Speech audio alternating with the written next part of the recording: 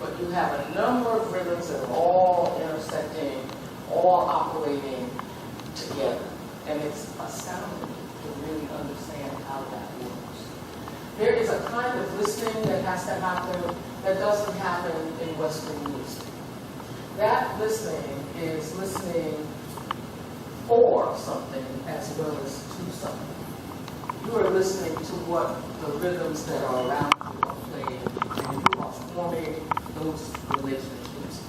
But really, what people are ultimately listening for are the melodies that are created when all those rhythms come together. That's the reason rhythm, very often, in some eyes, is more important than melody. Because once the rhythm is established, melody gets created by the interaction of all of those rhythms. The drum, as important as it is not necessary. We know that because we use it here. When the drum was taken away, we found other ways to drum. We found ways of drumming with our hands, with our feet. And so what we understand is that it is rhythm that is ultimately one of the most important things. And when we tie that to everything in nature, we understand that rhythm has to exist. And that there is a rhythm to the sun rising and setting, there is a rhythm to the moon, there is a rhythm to how we breathe. Rhythm is essential. Except in some worldviews, rhythm is not seen. Melody is seen as more important.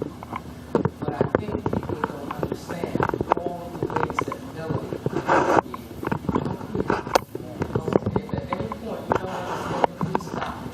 And I will try to explain it because I think that these are really critical concepts for understanding who African Americans are and where our music has come from and how it has evolved and where it is now.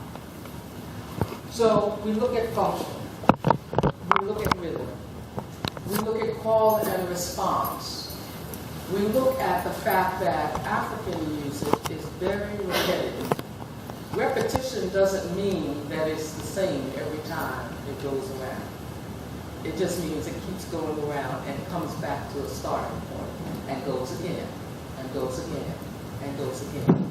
And it can have variations every time.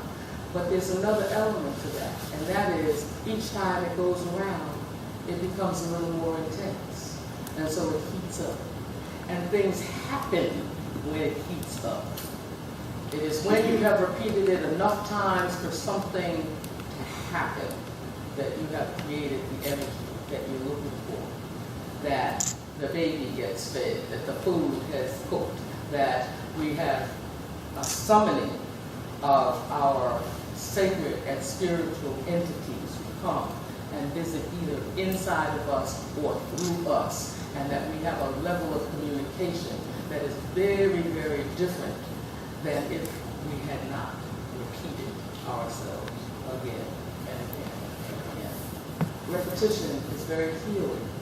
Repetition allows people to move outside of their personal selves into another realm where we don't have to process it in the same way, where we can allow other forces to take control if that is the intention.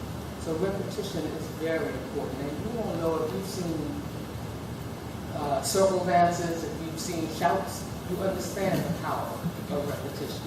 It's essential. It is essential. And so when we look at repetition, we look at it a little bit differently. I say, with call and response, if a person doesn't understand the message, then you have to repeat it. But you don't repeat it the same way because you know they didn't get it the first time. So you have to say it a little bit differently. And when you do that, in fact, you are implementing what we know of as improvisation. We are finding a new way to say what we said before because we are trying to be clear. We are trying to be understood. We are trying to make something happen. And the way in which we do that is by repeating it until we see from the response that people have understood, or until we know that an energy has been created, which is the energy we need to move forward. call and response and repetition are very, very important in African music. There are a number of other